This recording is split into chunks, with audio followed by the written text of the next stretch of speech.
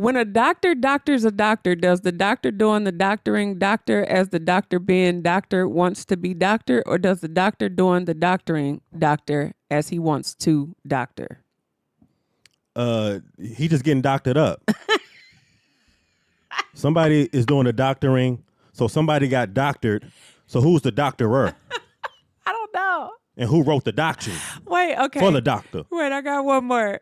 Well, what is that? Is that like a tongue twister? Because I'm sitting here watching your tongue the whole time. You ain't mess up one time. It is tongue twister. Okay. If two witches would watch two watches, which witch would watch which watch? None of them witches watching watches. Okay, I'm just playing. No, I do. They're tongue twisters. I saw those. I was like, wait, I never heard of these before. I thought you would catch something in there. I don't know, because I don't know the answer to either one of them either. I do have some questions to ask you. I'm gonna give you 3 seconds to answer each one of these questions. Okay, put me on the timer. Let's go. Let's see how many you get right. Okay, you only have to answer in one question. Don't ask a question with a question. Don't be trying to cheat. Are you saying answer it in one word? Yes. Okay. There's one word answers, okay? Ready? That's a one word answer. Okay, I'm ready. One word answer. Okay, come on. Okay. Let's hit me with it. Which fruit seeds is on the outside? A strawberry. Right. What condiment was formerly sold as a medication? Ketchup. Babe, how you know that? It's a condiment. That's like the most popular condiment in the world is ketchup. Okay. They got ketchup in all 169 countries. Be quiet. What? Because I didn't know that. What causes a hole in Swiss cheese? Fermentation. Wrong. Bacteria. P. Shermani. I don't know if I said that right. Okay. Next question. What most common fruit is mistaken for a nut? A date. Wrong. Almond. Almond? Okay. What part of the plant is the carrot? The bottom part. What is the bottom part? The orange part. What is that? The roots. Right. Okay. Okay. For real? The roots? Is the roots? The bottom part is not. It's a one-word answer, man. Okay, roots. Okay, good. Very good. Which vegetable is man's invention? A yam. No. Sweet potato. Wrong. Oh, broccoli. You right. What is the most beneficial mineral in spinach? Iron. Very good. What is the full name of M&M? Marshall Mathers. No. The candy M&M. What's their name? Yeah. Peanut Head. What is it? Mars and Murray. Okay. I didn't know that either. Yeah. Which fruit has the highest water content? Watermelon. Wrong. Cucumbers, 96%. Fruit? Which fruit? I didn't know cucumber was a fruit. Okay. Yeah, okay. Cucumbers, 96% water. Wow. Which plant was the first to be cultivated in space? I didn't even know they were growing plants out there. Why are they growing plants in space? I'm going to say marijuana.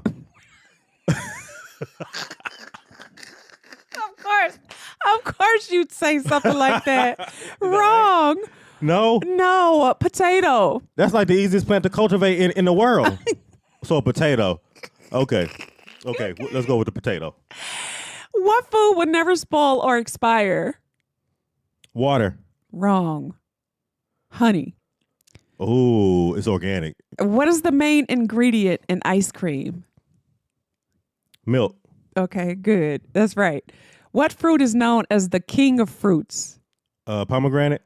No, wrong. It's a mango. Oh, it is. That's like my favorite one. I should have known that. That's a super fruit. Don't try to explain. You got it wrong. Okay. Good guess, though.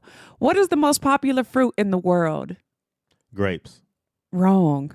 Banana. A banana? Yeah. Oh, okay. I wouldn't have guessed that. I would have guessed probably like grapes or apples. I don't know. Yeah. Or like orange even. Yeah, you're giving me 3 seconds, so let's get it. Okay. What fruit is used to make strawberry jam? Strawberries. Right. What fruit is known for being high in vitamin C? Oranges. Good. What vegetable is high in vitamin A? Carrots. You really notice? Is that right? Yes. Okay. Okay. Which is the oldest known fruit? The oldest known fruit. Come on, smarty pants. A coconut. No, I didn't get this one. Fig. A fig. Yeah. Ooh. And I wouldn't have even thought of a fig. What the hell is a fig? I have no idea. I've heard of it, but I couldn't even tell you what it is if I saw it. What pepper is the hottest in the world? Ghost pepper. Wrong. Carolina Reaper. Oh, Carolina Reaper. That's right. Yeah. What is the name of the world's most expensive coffee? Nah, I know you don't know this because you don't drink coffee. Not like that. Rhino? No. Kopi Luwak. Oh. Loek. Copa Loek? I don't even know. I never heard of that. Oh, yeah. Okay. That's it. That's probably like gourmet coffee, I'm sure. Yeah, y'all. With like the best kind of coffee beans in the world, probably. I don't even know where they come from. Yeah, I don't even know how much them cost. But for it to be the most expensive, I'm gonna tell you, I'm not drinking that. Okay, it probably tastes expensive too. I'm just saying. Yeah, it probably has an exquisite taste too. Yeah, y'all. Okay, let's go ahead and get into this. That was fun. Yeah, it was. Everybody, give a round of applause. Give a round BJ of did applause. a good job. You did good. I did. Hey. I That try. was fun. I try. All right, y'all. Here we go. Tell me if you like it when I kiss on your lips. Guide you through the valley of an ocean. Make you breathe in slow motion. Read your mind and come explore the galaxy. Have a little taste of my gravy. What's good, y'all? I'm your host, Asia. And I'm your host, BJ. And this is Extra Script Podcast. Where when you come over here, there is no script. It's all X'd out. We just going off the muscle, off the cuff. Yeah. It is what it is. Yeah, y'all. You know what I mean? Yeah. Welcome in, y'all. Welcome to today's podcast, y'all. If y'all are new here, okay, before we get into it, make sure y'all hit the download button. If y'all listen to us on a streaming platform, thank y'all so much for the downloads and showing us love. Okay, share this video, all this stuff, okay?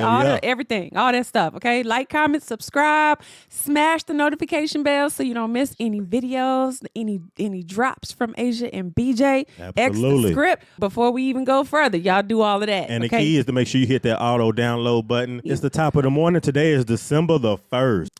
It is pouring down raining today, y'all. I don't know. I got up this morning and I was like, I got like a sinus headache. You know I did too.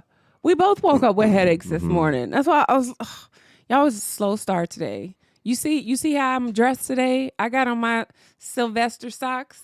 Isn't that him? Sylvester, he's probably one of your, other than Tweety, Sylvester, he's like one of your favorite like Looney Tune characters. I just think he's cute, but I'm allergic to cats, so I don't really like him that much, babe. Yeah. The socks were cute though. They are he very, has very a cute cute. nose. His nose is red. Oh my gosh, Macho's not gonna stop. Y'all know when it rain outside, our dog just goes crazy. He goes berserk. It's not even thundering; it's just raining, and he just acts up. Mm-hmm. So if y'all hear him, I apologize. Usually we would bring him in the room with us, but he can't come in here. Not in here. Okay? Not in her. Y'all might see him on the movie channel. But no, you looking good today. Thank Black, you. red, white. I toned it down today. You know what I mean? know? I got on my black, red. Oh, I just got a noticed little we white. matched. That's what I'm saying. You even got your Bulls hat on. That's what I'm saying. Okay, look at you trying to. You see, you dressed like me today because you want to dress like me. No, when I saw you put on that shirt, I was like, I already had the hoodie on. I was about to wear maybe like an Atlanta Hawks hat, and I was like, you got on your Bulls sweatshirt. Mm-hmm. So let me go ahead and grab the hat so we can make sure that we coordinating. How they say coordinate? We coordinating. We look cute. Yeah. Y'all, make sure y'all look at us if y'all listening to us on the stream and stuff. Okay, go over there and look. We look cute today. Yeah. Oh yeah. I'm just saying. It's a real situation. Yeah. I'm popping, you popping. So wait a minute, y'all. Let me talk about before we get into everything. I just have to say, like this dang old movie we just watched for the first time, y'all. I just watched Scarface. What year did that come out? 1983. 1983. Yep. 1983 for the very first time, like ever in life, y'all. When I tell y'all that had to have been the hardest gangster movie I have ever watched in my entire life. Like in your this guy, life. I'm like, he is not gonna die at the end. I mean, he stood there, was like, he just. You think bullets could kill me? What did he say? You think bullets could kill me? Is that what he said? Yeah. Okay, yeah, Tony Montana. Gotta try harder than that. Now I man. understand the whole meaning of Tony Montana. Like he was about that life. Did you like the story though? Like the whole the storyline had kind of took you from him being a refugee to being a dishwasher to being like the biggest boss. You know, I liked In the the city? story, but I didn't like the character. You didn't like the character. No, he's just too rough around the edges Too for me. ruthless, Like huh? he's just too much. Like he just was too. Even when he started getting bigger, I was like, oh, I don't know. I feel like It probably made him worse. it made him way worse. You know, even when he finally got the girl, then he started doing her wrong and talking to her crazy. All the stuff he did to get her, and then he get her, and then he don't want to act right. Yeah, but he already was talking like that though, wasn't he? He was, but not to her. Like he was trying real hard and stuff to impress her and everything. You know, he wasn't. After he got the girl, he was like, "Shoot, girl, you ain't going nowhere. I got you now." Yeah. Shoot. Al Pacino is obviously like legendary and epic. That was like, it don't not get the no same better. person that we saw in Godfather. Let me just say that. Okay, I was expecting. I'm like, okay, I maybe the same type of attitude. Yeah. But no, like he took it to a whole nother level in this movie. I was not expecting what I saw in this movie. Not like that. He blew your socks off. Yeah, he did. Yeah. He did. Yeah. He took it up. Okay, y'all. He took it to a whole nother level. Y'all go over to our movie channel, Reeling with Asia and BJ on YouTube. And no, actually, it's on Patreon. Yeah, you got to go to Patreon to watch our full uncut reaction of the Scarface. Yeah, but it will be on YouTube real soon. So make sure y'all still go over there and subscribe to that channel. Okay, go show us some love, y'all. All I have in this world is my balls and my word. Say hello to my little friend. Boo. And I don't break them from nobody. Get a look at the bad guy. This to be the last time you see a bad guy like me. Yeah, man, you gotta get harder. You need people like me Okay. to point the finger at. Yeah. Because this will be the last time you see a bad guy like me. All right, so, babe, I got to hit you with some facts today. I'm finna give you like a little flashback, a blast from the past, okay? Blast from the past. I know how you love history. Okay. So I love doing these types of things right here where we go back and talk about historical things that happen on particular days. So today, December the 1st, 1955, this day in 1955, in violation of segregation laws in Montgomery, Alabama, Rosa Parks refused to surrender her bus seat to a white passenger and was arrested, sparking a 381-day bus boycott led by Martin Luther King Jr. Wow. That was today, 1955. 1955. Wow. Okay. Today in history. That's insane. That's crazy. Yeah. Wow. That was pivotal as far as like the civil rights movement and everything that Rosa Parks did, you know, to be to be like- to be somebody that sparks a movement. Yeah. At some point, maybe we would have got around to that eventually, but like, had it not been for her to be so brave and do something like that, like, it's almost like I'm glad she sat there in that seat. Right. And made that point. Like, my feet hurt today, sir. Right, because you never know. You never know. It could have been 5 years after that it could have sparked an uprising. Yeah. And the civil rights and things started changing. But Yeah, but it on would have that been particular- 5 more years, you know? five like more longer years, yeah. that was what like sparked and it started to change some things up. That's actually really cool to hear that. Yeah, so she's definitely like one of those ones that helped spearhead the movement that was Yeah. led by Martin Luther King. Hey. You brought this up before one time regarding like Antarctica. No, there's no military in Antarctica. And Yes, I was it is. like, not really. Okay. Okay. Check this out. What you think they got there? You think there's nobody there? No, I'm saying like as far as like military. Okay. But but December the 1st, 1959. I know how you are. The Antarctic Treaty was signed by 12 countries, making the Arctic continent a demilitarized zone to be preserved for scientific research. Okay. So that's what they say. And you don't think nobody's military people? I know how you talk about harping and all of these Babe, people. don't even bring them up, okay? 'Cause don't even call for them. And, Don't even start mentioning them people name, okay? I don't want no problems. they just want you to think that nobody's there. Hey, whatever you want to think about Antarctica, like I done dug into some things, okay? I'm here for some conspiracies of Okay. Antarctica. So they got some secret hideouts. Oh, they got a lot of things going on in that. Let me tell it. Yeah, there's a lot going on in Antarctica, but whatever you think. Yeah.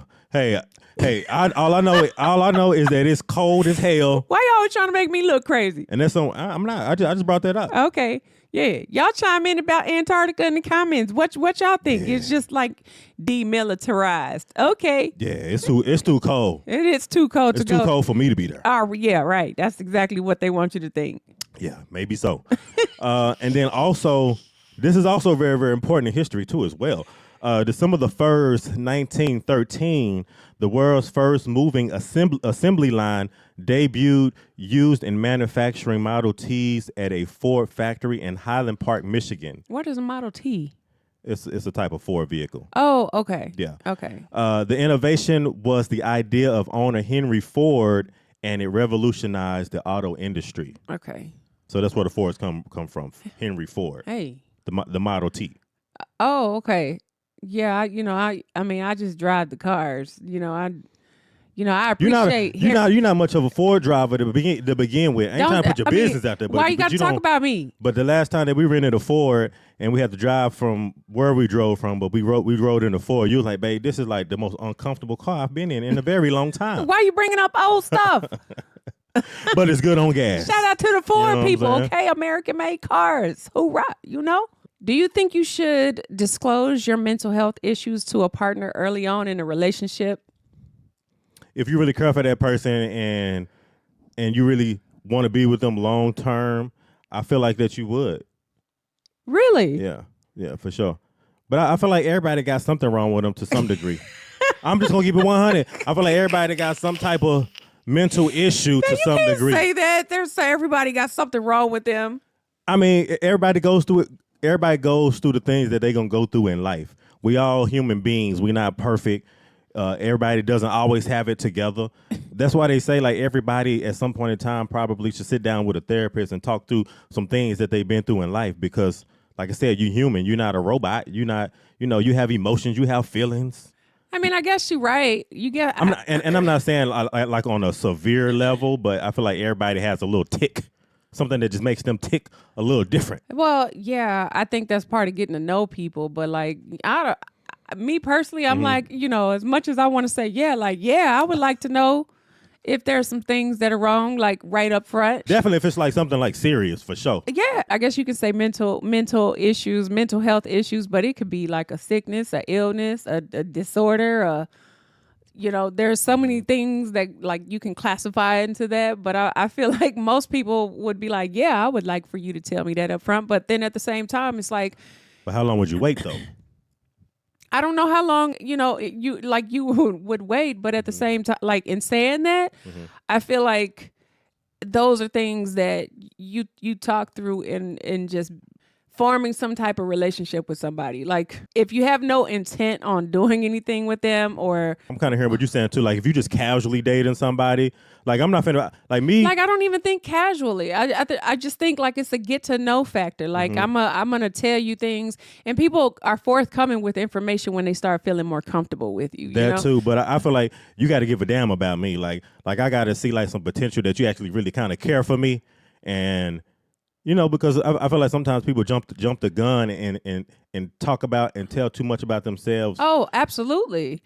Up front too fast. That's what I'm saying. And then that person's not even really like invested in you like that. So maybe I would want to know if that person's like really kind of invested in me. But I feel like the average person probably would be withholding of that type of information for that exact reason, because of the judgment that's going to come with it. If Right. I sit here and I tell you, I have some type of disorder or some type of illness, or I can't, I can't do this or that, so on and so forth. This is going to be like, okay, no, because I want that. And you like, okay. Yeah. You And know, I feel like that it's too. You got to be like invested in me to a certain Yeah. degree of really like caring for me beyond just like, Yeah, because like really care about my well-being. And then I may feel comfortable with like disclosing something that's personal to me like that. yeah, the physicality part of people in general, like if it just even from a cover, like judging a cover by, what is it? Judging a book by its cover type Yeah. of thing. Like, and that happens a lot, even with people. Like you can look at somebody and see that there's something physically wrong with them, and you won't even take the time to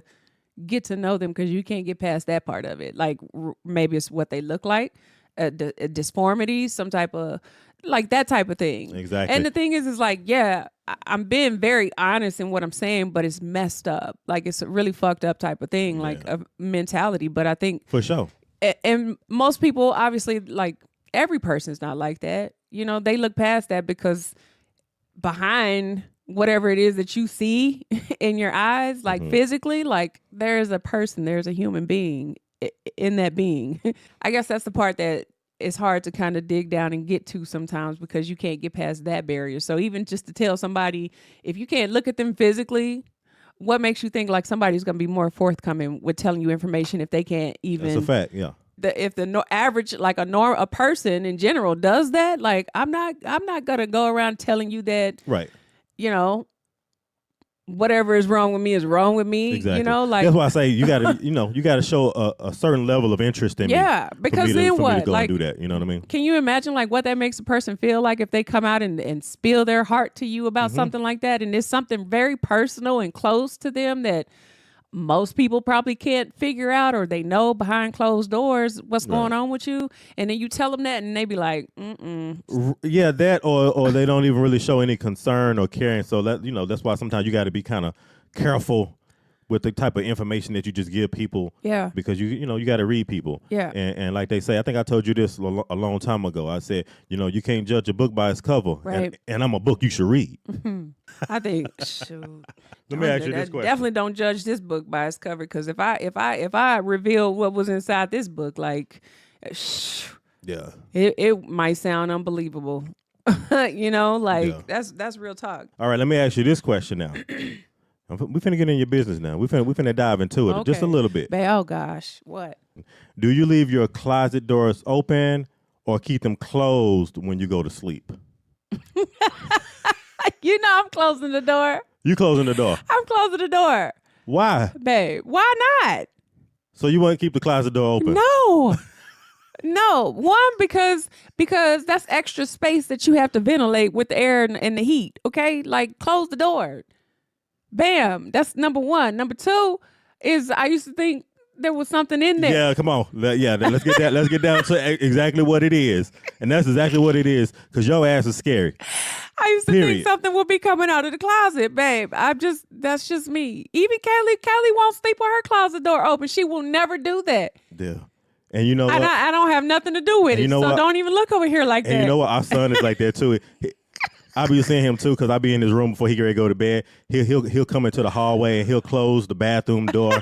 He'll close this door to this room. He'll make sure he closes his closet door. I'm just like, why are you closing all these doors? Scary self. Y'all, don't ever talk about me trying to be scary. Y'all, they running the family. Okay, I done showed y'all that multiple times at this point. Okay, let me ask you this question now. What? All right. I told you we finna get into it. Okay. What's your favorite thing to take from a hotel room? Favorite thing to take from a hotel room? Yes. Babe, why you gotta make me tell? I might take a couple towels or something, but usually I just only do that so I can use them for wiping the car or something. Yeah. The tires. Something like that, man. Why you gotta put my business out there that? But that is like through a consensus. That's like one of the most popular things that people take from a hotel room, other than like shampoos and conditioners. I don't take that because towels. That's not good for my hair. That stuff they be having up in there, I can't with yeah, that. it's not the botanicals. Yeah, no, it's not. Okay. And the lotion either is like watery lotion. I can't. Where do they be getting that stuff from? I have no idea. Because that's like stuff you can't even get it like in like your local grocery store. It's like or when water you go shop. lotion, right? You can't get that at Target or Walmart. No, you get that from the Dollar Tree. That's the kind of lotion that you having up in there. You can't even find it there. No, they be having that lotion up in there like, yeah, no.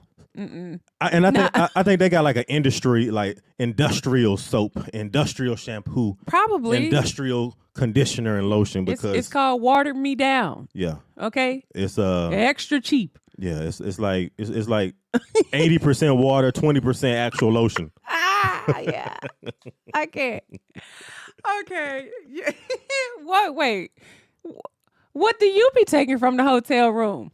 I used to take. I'm taking all the lotion, the shampoo, the conditioner, until I start finding out that this stuff is no good for your skin. Other than that, yeah, like you probably like take a couple like face towels or something. You never know if you need a couple extra face towels. Yeah, no, not the face. Like I bring my own towels for the hotel like that. You know that by now. Right. So But that's I'm why just I'm just like, yeah, back in the day, I feel like I don't do that anymore though. I don't do it anymore. Not as much as I used to. Like when we used to go and be in hotels, like, yeah, I used to take the towels all the time. Take the towels all the time. Whatever. You can say whatever you want. Nah, you don't. Nah, you don't. Definitely like the shampoo and stuff. You don't even touch it. Do you think that it's fair to break up with someone via text message or on social media? I broke up with someone through a text message. So yeah, there you go. You are so lame. I did. I broke up with her through a text message. Why would you do that? Well, it was kind of like halfway broken up, but then the other one was like an actual phone conversation to get to break up the other half, the other 50%. Well, what did you say in the text message? I was just like, I don't want to be together no more. It ran its course, baby. That's It ran its course, baby. you are like such a guy. Wait. You think that is fair that you did it that way? Like, so I'm sure because she wanted more. She needed more clarity than you just telling her in the text message, yeah. I don't want to be with you no more. But she probably felt something in the air because you know how us guys are. We start kind of moving a little different. So I was already kind of just like not talking to her. She wasn't calling me. I wasn't calling her. So it took like maybe like 4 or 5 days with nobody or no contact for me just to be like, shoot a quick text and be like, whoop, whoop, whoop, whoop. This ain't going to work out. That is not cool. But I felt like it was already going in that direction though. Yeah, but that's the same thing like with like a job. If you leave a job, like you think it's okay to leave a job without putting in a notice? Asia, you know me now. Oh, you know me. I just walk. I can't. You know I will walk right about that bit. Y'all, I'm gonna walk right about that bit. I'll never forget the day. Like y'all. today. I was at home one. I remember you went. I was like, "You going to work?" Yeah. I'm going to work, and you were there, and then you and it was like 2 hours later. PJ coming through the door, and I'm like, "What happened?" I just left. I was like, "What?" Man. I was like, we wasn't doing nothing, so I just left. I'm like, I'm tired of. What was that? What's something to do with the mail? Yeah, I remember what you was talking about. Something to do with the mail. It probably wasn't when I was doing door to door. It was something else. No, it was something to do with the mail. Like you actually went to a place and it was something to do with the mail, and you said, "Oh, I just left." Yeah, the FedEx. That's what that was. I was like, "Wait, why are you here?" He was like, "Yeah." I'm trying to tell y'all. I just left. I was like, I'm trying to tell you, a job got to keep me busy 24/7. If I have like that one little 5-10 minutes to think and to actually like sit there and think and be like, I don't like this. I don't like this job. Okay, I'm finna go. But yeah. And the crazy part about it is that like I tried to get like a job with them like a few years later, and it was just like, no, you're in the system. Showing that you just walked off. You straight up just left the company like that. No, I did that one time too. I'm not even gonna hold you. Remember I told you I was working, y'all. I'll tell y'all the story. Story time. I was working at Domino's, and I was pregnant, and I was the only one. It was Super Bowl Sunday. I will never forget this. Oh yeah. Super Bowl Sunday. It was Super Bowl Sunday. Working at Domino's, I had to open up the store by myself. And we had drivers coming in, but it was so busy, so nobody was there. Nobody was going to be there until like 2:00. And I had to be there to open the store, get the dough out, prep everything. Like, if you ever worked in a pizza place, like, like opening up a store is like not really a piece of cake, especially when you have like really fresh dough, like fresh. The truck had just came and dropped this dough off. So the dough was really hard. Yeah. Really hard. You got to give it time to expand a little bit when you doing pizza stuff. And shoot, it was Super Bowl Sunday. By like 12:00, we had about 30 orders on the screen, and I was the only one in there trying to, and then we didn't have that. All I had was this really fresh dough to work with. My arms was hurting, my shoulders was hurting. I was like 7.5 months pregnant. Yeah. On my feet, like I was. Oh my God. I could just imagine like just I don't the even feeling know of how miserable. how that even happened. Like, why I was there by myself that day. Like, that shouldn't have never happened. It's Super Bowl Sunday. Ain't nobody was like, Mind you, I ain't coming to work today. this was before they had the little automated phone thing, like press the button if you want the whatever it is now, right? The online thing that wasn't a thing. This is where they actually had to call in. You had to answer the phone and take each and every order. Exactly. Yeah. So I had to take the orders. I was answering the phone. The phone was ringing back to back to back to back to back to back to back to back. I was like, I remember sitting over there making these pizzas. I'm crying. My shoulders hurting. My hands are hurting. My neck is sore. Like, the phone's ringing. Nobody's here to help. And I'm just like, y'all, I walked out. I locked the door, locked the store up. Damn. At least like, you locked it up though. That's a good job. No, I wasn't good gonna leave it like that. But I did. I was like, no. Good move for an ex-employee. Fuck all of this. I'm about to go. Like, why am I here by myself? Like, I had called the man. Like, I called my manager. I was like, is somebody else coming in? Like, what? No, nobody's coming until 2. I was like, 2? The game starts at 3. Like, what? Yeah, the game started at like 4 or 5 o'clock somewhere around in there. Oh my God. Like, the way that this phone was ringing though, babe, like, it was stressing me. I was overstressed. Like, no. To a whole nother level. I think it was a case of everybody called in that day. It made no sense. And then I ended up calling because I felt really bad after I got home and sat down for like an hour or two because I was tired. I called back and another manager had came from another store and he was like, no, we don't need you. Thanks. Bye. Oh my God. What did you think when that happened? I don't even care. I didn't even care. That day you probably didn't care, but I'm sure like a day or two after that, you was just like, damn. No, I did not care. I really felt bad because I didn't have a job and I was pregnant. So like that was the only job I had. And I was just like, I don't even care. Like, I guess I'm gonna have to figure something else out. Ooh, good thing thing that I wasn't working at Domino's with you because I'd have called out on them too, and you'd have been the only person there. I'm just keeping it 100. It started early that morning though. Like, I had been doing this for like 4 hours straight, almost from the time we opened to the time I walked out. And what time did you leave though? What time did you leave? I don't even remember. The drivers didn't even have time to come in and help. Yeah. They were in and out. People were, looking for deliveries and stuff like that. Like, the delivery time was even like an hour and a half. And I remember him asking me like, is anybody else coming? Like, why are you the only one here? It was too much. Yeah. It had already started. Like I said, it was kind of already starting. Yeah. But you left right before you probably got the hurricane came through. Oh, it was just going. I made sure there wasn't anything in the oven, so nothing could have burned. And that's the Soto too. So everybody on Sunday, like Super Bowl Sunday, everybody is calling Domino's Pizza. Right. I locked the safe and locked the store, and I left. And that was it. I was like, they can't. What? Hey. Well, hell, call somebody else. At least you did that. I came back up there to drop the keys off, and that was that. I probably what I would have did. I'd have made me like 2 pizzas. I'd have made me a to-go. Yeah, I'm gonna cook me something to eat, and then I'm gonna leave. I can see that. Your ass. Of course, you gonna make you something to eat before you go. Okay, now I'm gonna lock the store up and quit. Yeah, that's a fact though. Yeah, I probably should have did that, but I didn't. Ooh. I was just so mad. I just remember just being like, the hell with this. Yeah. And I usually don't do that. I would never do that today. I would never do that. Yeah. But see, that's how it was. That's probably the only time I just walked out on a job like that. But that's the feeling I had when I was at FedEx, because like when you see this mail coming through and they don't tell you when y'all getting off, it's like you leave when the work is done, and it's like they keep coming with more and they keep coming with more, and you're just like, this ain't gonna never end. Yeah, it's not gonna ever stop. It ain't gonna never stop. Yeah. It ain't gonna never stop. Mm-mm. Let's jump into this confession.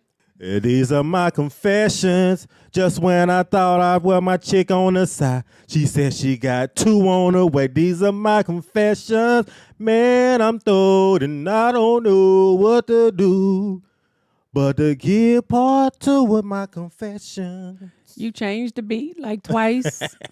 Okay, you missed about a gap of words. Yeah, but this is gonna be the last time you're doing this. We're gonna get an actual drop. We're gonna get an actual confessions drop put in here.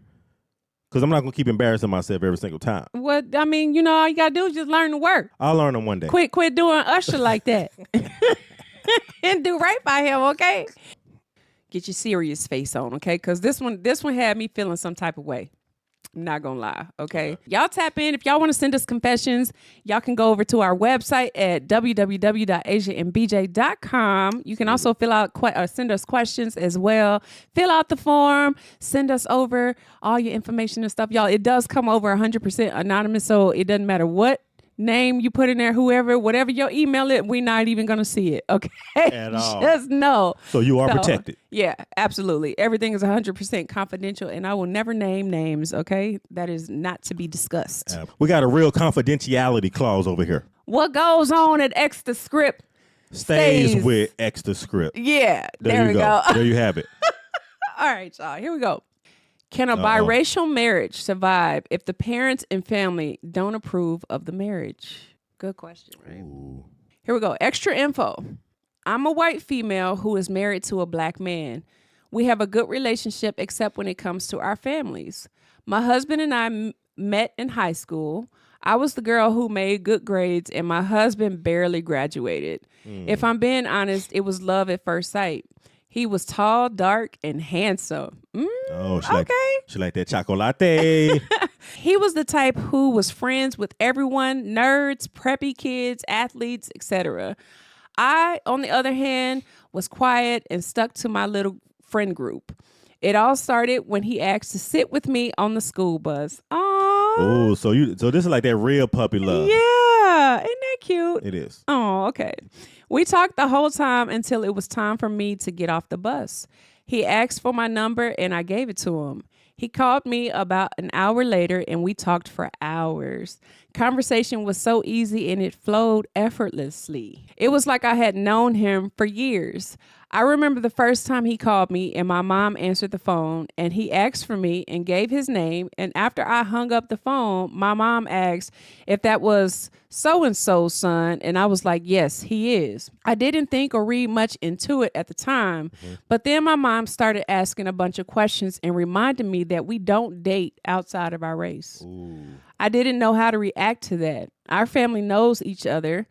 His mom worked for the school and his older sister went to school with my mom and my aunts and uncle. Man. I knew that I would have to hide my relationship from my family, and so did he, because his family was trying to set him up with the preacher's daughter.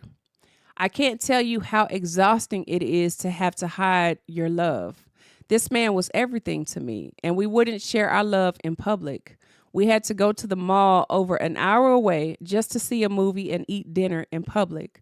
We did it for years. Goodness gracious. We even had a code. He would call me on the phone, let it ring once and hang up. I knew that it was him and I would call him back. 3 years after I graduated from high school, I was like, I can't do this anymore. We decided to go public with our relationship. My family acted like I had committed the worst crime. I was like, he is a good person who loves me and I love him. My family said he couldn't come around the house and come to any family functions. So what did I do? I chose to stay away from my family. His family was shocked about our relationship, but thought it would not last, so they didn't say much. We eventually got our own place, and it was amazing to wake up next to the man I loved so much. At the tender age of 25, we got pregnant, and both of our families had a fit. The things they said was heartbreaking. 5 days after Christmas, our beautiful 10-pound baby girl came into this world. Wow. 10-pound baby. You was a 10-pound baby too. I was. Oh my goodness. Yeah, but this right here, this is going to make it even more complicated now. Right. I already see it. I know. I couldn't believe how I could love someone so much. She was beautiful. She had gray eyes and a head full of dark hair. She was my husband in a female form, just a lighter version. My family loved her because they thought she looked white, and his family said she was too white to be their family. I mean, damn. Right? Shit. I got goosebumps just reading it. I mean, our daughter is a spitting image of her dad. In our eyes, she was just the most beautiful thing we had ever seen. When our daughter was 5, we got married and then had our other daughter. When she was born, she was really sick. She was 2 months early and had a lot of problems. She weighed in at 6 pounds, which was crazy because she was 2 months early. I guess I had big babies. She came out with my husband's complexion. She was absolutely beautiful. She had the biggest brown eyes and a head full of brown curly hair. Oh. I know. My husband's family fell in love with her and told my husband that she was the right color. My family treated my older daughter like royalty and my youngest daughter like trash. My husband's family was the complete opposite. They treated my youngest daughter like gold and ignored my oldest daughter. Isn't that crazy? Yeah. That's crazy. Yeah. To say that this has caused major problems is an understatement. I don't know what to do. I love my husband and he loves me, and we are not ending our marriage. But how do we live like this? It's not fair to our daughters. They are old enough to know what is going on and are starting to ask questions like, why does Sissy get to go shopping and sleepovers and I don't? Please help me, and I don't know what to do anymore. Thank you, Asia and BJ, for taking the time to help me. Signed, Anonymous. You know, like one of the first things also that I was thinking of as you was reading this confession, and my heart definitely goes out to her and her family. Absolutely.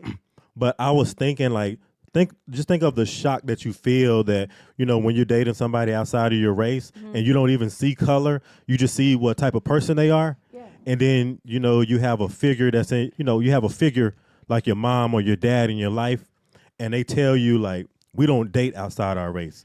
Just think of like the shock that you feel when they tell you that, because it, you know, at that moment, you know, we look up to our mothers and fathers, but at that moment, I can guarantee you when she heard her mother say that, she was like, "Mama, you wrong." Yeah. That had to be like her initial like shock reaction, like, "No, my mom is in the wrong." When everybody's saying the same things though, like if, you know, the dad agrees, the sister agrees, the aunts agree, you know, like, and you see what they're doing and that they all do it, and then you come home with somebody that is completely outside of your race, and then you start thinking and questioning yourself like, well, why do I like somebody that's black? Because and why can't I like anybody that's black is what you start questioning yourself. Like, what's wrong with him? You know, like, other than he's not the same color as I am. Exactly. That's, you know, that's it. Right. That's the only thing that's different from you two. And vice versa. Is so that, yeah. And to me, I think it's I mean, just to say it bluntly, I really think it's fucked up and sick for a family, for grown adults to separate children and to really put a color to loving them. You know, like, I'm gonna love this one because this one's darker, and and we're gonna love this one because she's lighter. You know, like, and I feel like eventually what's gonna happen to the children is that they're gonna start thinking one is better than the other because of the way that they're being treated. You know, and unknowingly growing up that this is how they're being separated in life, and then realize that before it's too late, you know, when all these people are really grown and old, you know, that we don't even know why we don't like each other, you know, as sisters. And that's I feel like that's so traumatizing. That's definitely like the where, you know, like that's really like where it's going. It's headed in that direction, especially when you have like one family that's treating them completely differently based on their color, you know? And just kind of going back before that, just thinking about, you know, with her and her husband, with them getting to know each other, obviously they see no color. So at the end of the day, it was just about them just really making a real connection and love connection at a very, very young, tender age while they were still in high school. And then for them to still be able to like nurture their relationship and still love each other beyond that, and then get out of high school and then make the decision to want to have a family together, it was already ruined to begin with because the family wasn't trying to have anything to do with the other. Yeah, but at all. The kids are innocent in this situation. Absolutely. Like, and to me, I feel like they're being used against each other. Like, one color is better than the other, or one's treated different than the other. Like, yeah, God, I can't even imagine like how I would feel, like, you know, because I feel like there's instances in people, like, let's use us for an example. All right. Okay, just to keep it all the way real. my oldest son is not your son, Mm-hmm. but you've always accepted him. You've always nurtured him. You've taken him in, and so has your family as your own. Like you've never made him feel like he was not your child, right? And then we have 2 more kids, but you and I have kids together. My family treated my oldest son different than how they treated our kids. Mm-hmm.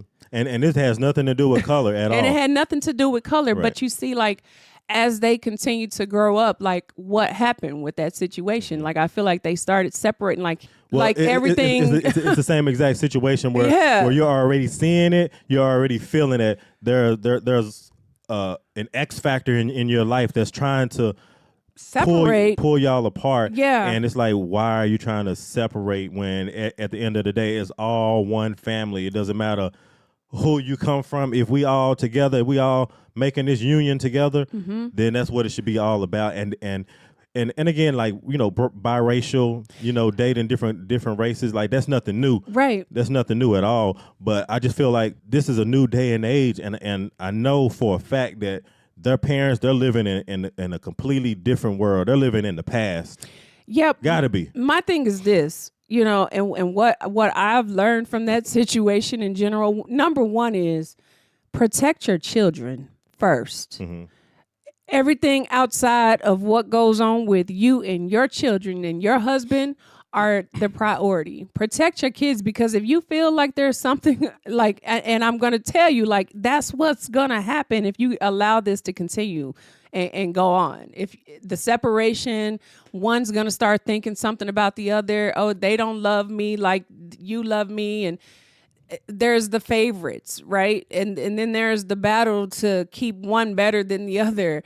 And if you don't put your foot down and stop this, like, even if that means that they don't go over there, if y'all want to see them, y'all can come over here and see them together. Mm-hmm. Until I feel like I'm comfortable with this situation, this is how it needs to go. Because, or until y'all show me different. Yeah, because outside of what you can't see, when they're not there, when those children are not there with you in your presence for you to hear and protect their ears and to protect what's being told to them about you or the dad or their family or his family or whatever the case might be, you have no control over what's being said to them, and it is going to start penetrating their minds, especially if they are already starting to understand what's going on at this point. Mm-hmm. So you have to put a stop to that. You have to put those walls up. You got to set those boundaries, and more than anything, you got to put those boundaries in place and stand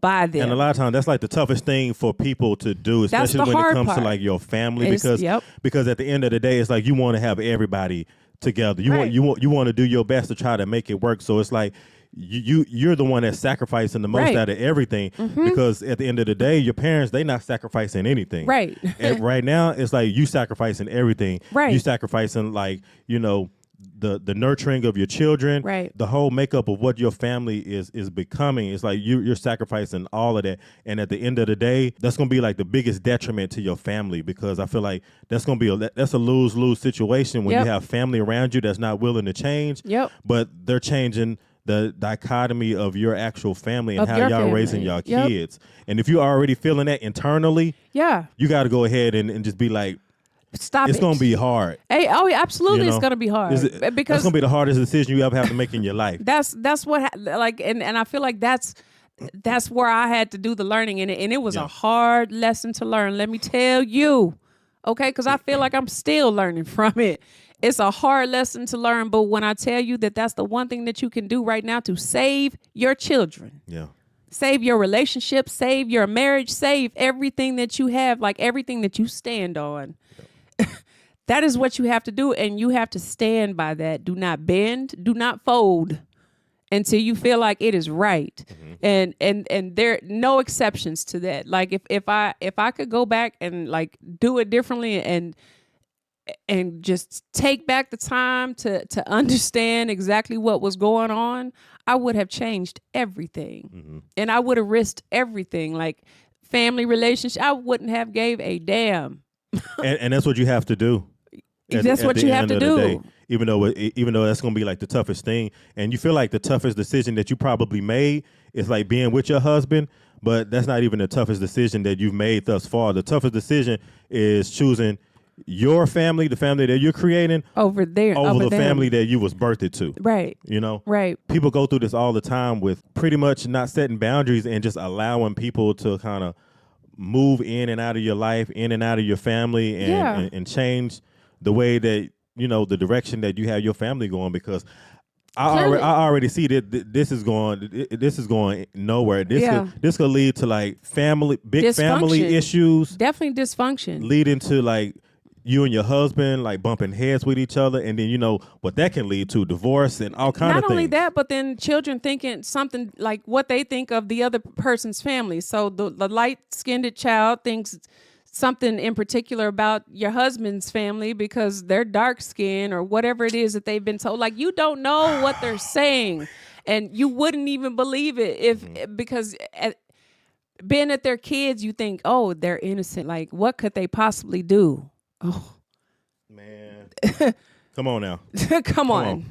They will tear your fucking family apart before you blink straight. Okay, before you let it happen, and them kids are gonna grow up, and then they, you know, there's a possibility that they have a hatred too, not only to each other, but then to the other person's family, and you know, your family, and the dark one doesn't like the light skin. Like, it just gets gross and dysfunctional at its finest, you know, and then what? You have a broken family all because you didn't put your foot down and hold to your boundaries and keep your family together and protected them. Mm-hmm. Because that more than anything, I cannot emphasize protecting them, protecting their ears, protecting their minds, protecting what's being said to them, because show them love. And that's all they need to know. They don't need to learn nothing different than that. Yeah. You know, other than what you want to teach them, what they're supposed to learn every day in an everyday environment. They do not need to learn color and people. And she's definitely at a crossroads right now as far as like her life and her family, but definitely got to have a coming to God moment regarding like the family, and it may take sitting the whole family down. Yeah. You know, like literally like sitting the entire family down, everybody that's like the core unit of this family, right, and sitting everybody down and just letting them know what your expectations are, what you and your husband's expectations are, what your expectations for your children are, how you want to raise your children, and then from there, you pretty much giving your family an ultimatum. Either they're going to be a part of your lives or they just not finna be a part of your lives. But at the end of the day, you do got to make that very, very tough decision to say that we're all family, but at the end of the day, my family, my husband, my children, that's what comes first at the end of the day. And like I said, that's going to be like one of the toughest decisions that you have to make, to either keeping your family in your life or completely like eradicating them from your family to protect them, like you said. And it's going to be a hard battle. It's going to be a hard fight to fight. I mean, I can't even tell you like the extent of emotions that you even are going to have to go through, because there's going to be the withdrawals. Like, there's so many factors in that, and it starts becoming convoluted in your mind. Like, am I making the right decision? Like, I'm leaving my family for this. And so is it for your husband, you know, because he's going to have to make those decisions as well. But y'all have to stop this. Yeah, because it's like they got family on this side, they got family on this side, and it's like they're in the middle. Right. And it's like you said, her husband, and she's going to have to make that decision too. Yeah. As far as who they're going to allow in their family. And you just got to give them an ultimatum, and you got to set that boundary and say, this is how we moving. And y'all have to do it together. It can't be one allows this child and you set the boundary and you stand in solid and he no, y'all have to do it together, because both girls need to see this. Both of y'all need to stand strong on it. And if y'all feel the way that y'all do, and you saying that y'all feel about each other, then y'all would both come to that type of agreement. And it's hard. Like, I feel like the worst part about it is that this is their family. Yeah, because the other part of that struggle, you want to be with your family for life. Absolutely. The other part of that struggle is like, even being that they are biracial children, like, I feel like, you know, and we've heard this too, like, as grown people, like growing up in high school, like having mixed kids, like sometimes mixed children have problems already in just growing up in school because they can't identify with if they want to be white or if they want to be black or they don't fit in with this group or they don't fit in with this group. So to have families be having this same battle right in front of their eyes as they're growing up, like that's going to continue to mess with them too. I feel like they're already going to have to face that obstacle. Because you already have that societal perception on you. Right. But then also like as far as like your family, you know, because it's already an uphill battle Right. for some people that are biracial. Yeah, you know, and absolutely. So like you said, you already got to set that tone as a family so your children can already identify with who they are before they even step out into the world. And Right. when you don't have a family that's on one accord, that's really like teaching the same morals and values when it comes to race, like you said, you're already like setting them back. You're already creating a steep uphill battle. Right. You know? Right. before they even really get out there for real and have to face the rest of it. Yeah. Yeah, because that right there is already, as we know it, it just, and that is what it is. Like, obviously that's not every person, but that's like children are going to be kids. Kids Damn. are going to be kids. Like, you know, kids are brutal. They speak whatever they come. They going to say what they feel, you know, like whatever they've been taught, they gonna say it. They gonna spew it from their little mouths. yeah, you know, so unfortunately it's kind of a very hard truth to face and reality to face, but man, if I could tell you, like I said, I can't put enough emphasis on just saying that, you know, you cannot let them penetrate your family circle if that is what you want to protect and you want to hold on to, because if you don't, it will all fall apart like right before your eyes, and before you know it, you're gonna lose control over the whole situation because they're gonna have such a stern belief on one thing and you're gonna be trying to preach another thing and vice versa with the other one, and it's never gonna, it's just gonna be a triangulation type of thing situation that's never gonna end. And you brought up a good point too regarding the grandchildren going over each family member's house.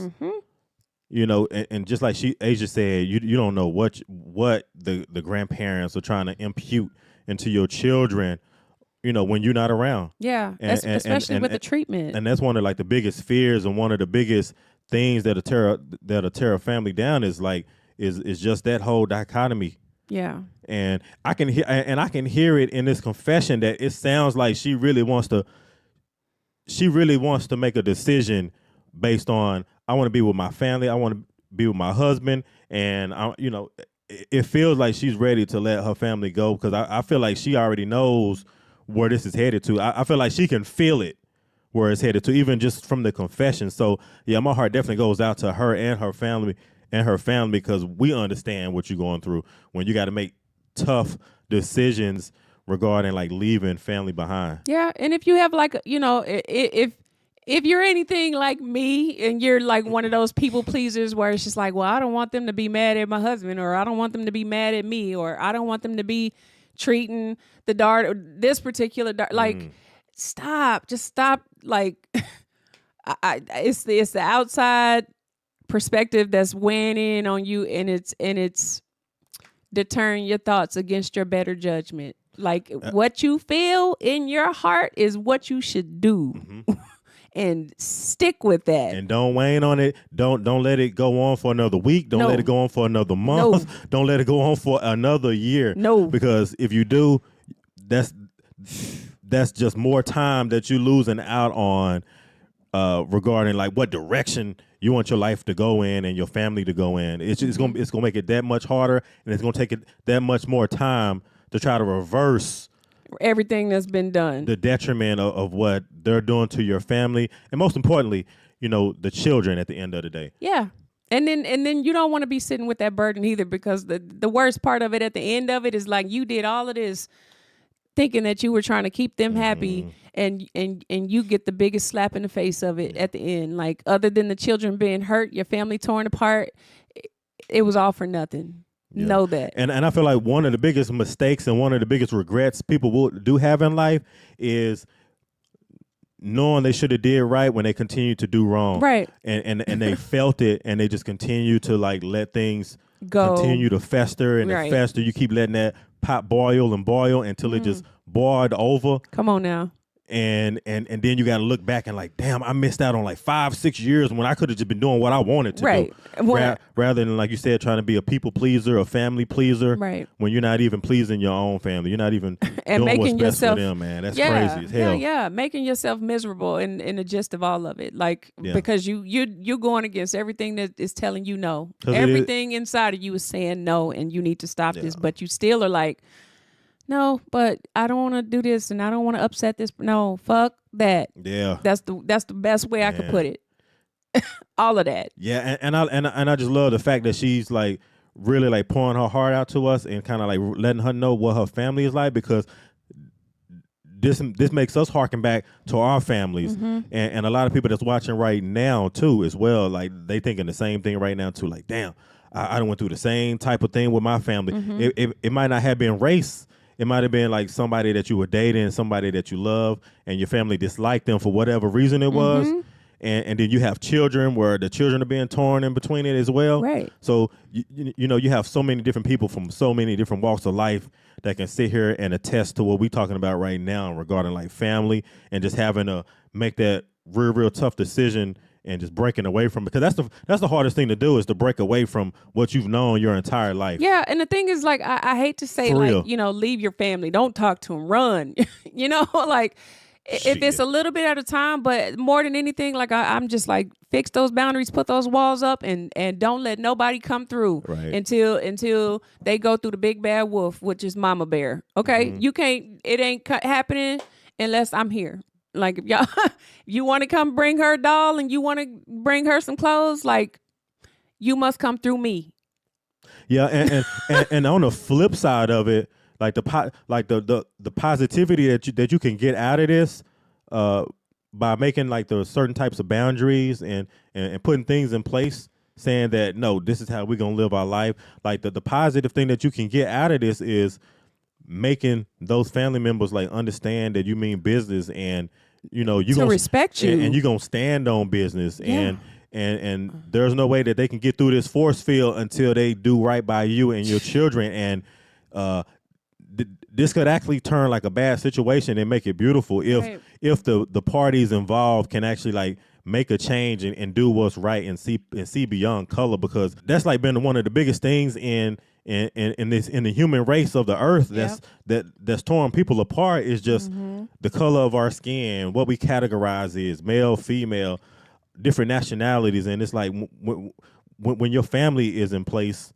and you're dealing with it on the inside, you know, inside your family and not with society, I think that's like one of the most hurtful things, is like dealing with it inside your family. Yeah, it is. You know? You don't know the proper way to handle that unless you just are a strong-minded individual with strong-minded thoughts, and you can't, like, you don't let like weakness penetrate how you feel about stuff.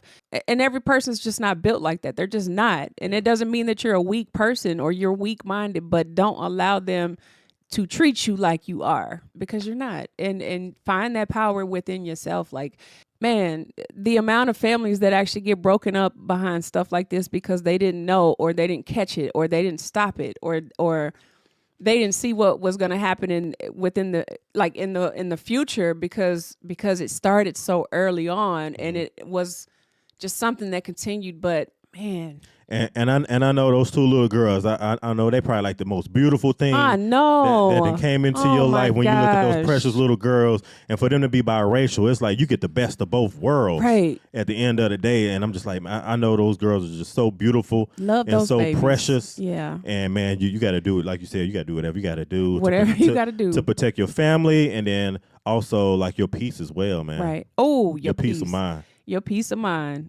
That more than come on now. I forgot that part. This right here, it's just hitting home. It's just really, really hitting home to everything that we're talking about right now. Yeah. With this confession and everything that she's going through. Okay. I just won't go back in the circle, but all I will say is because we can go on and on and on. Okay, literally stories, examples, times. Okay, time stamps. Like we can go on and on and on. So trust me when I say we understand, we overstand your situation. So for facts. yeah, and so like love those babies, protect them, protect your husband, protect your family first, and that goes for anybody. Whatever family you have, like always put your family first and believe in the thoughts that you have within you are correct and true, and stand on that, mama. Okay. I just hope and pray that she really listening to everything that we saying right now, because we actually had to walk through this. We actually had to walk through the fire. We had to walk down this exact same situation. So I'm just hoping and praying that she definitely takes something from this and really apply it to her life and her family and put them first. Yeah, especially depending on how heavy that influence is too. So y'all shower them with love and man, protect those kids, okay? So that's what we got on that today, y'all. Yeah, this was really good. Yes. I'm glad this was actually a really nice confession. Yeah, because we never really had a chance to really touch on like race and yeah. We're going into 2024. When is it gonna stop? Why does it matter? You know, are they good kids? Okay, both of them need the same type of love. Period. Equal and all. That's it. That's it. That's it. You know. Well, the one is lighter than the other. They all like to watch Disney. Exactly. They like the same. Yeah, right. They all like to sit down and eat Capri Suns and eat little snacks and apples and all that. They just precious babies now. Come on now. Right. These are the type of confessions that we love to bring on our platform. That's all. That's a wrap on that, y'all. I hope somebody got something out of that. Woo! I got something out of it. I'm going to go to church on Sunday and sing a song that may hurt somebody's feelings so that maybe. Okay. Thy will be done on earth as it is. Come on. Hopefully they will see. Be a really come on, man. Sinner like me. Okay. Yeah, y'all. If y'all enjoyed this, make sure you give us a big thumbs up. Like, comment, subscribe, smash that notification bell so y'all don't miss any videos from Asia and BJ. Make sure y'all tap into the downloads, okay? We are on all streaming platforms. Share the video. Tell a friend about a friend of a friend about Asia and BJ, y'all. Y'all show some love to us. We appreciate everything. Hug your babies. Kiss your loved ones. Pet your dogs, y'all. I love y'all so much. If ain't nobody else told you today, I love you. And we're going to see y'all in the next episode, y'all. Hell yeah. See you guys sooner than later. Peace and blessings and love. Bye.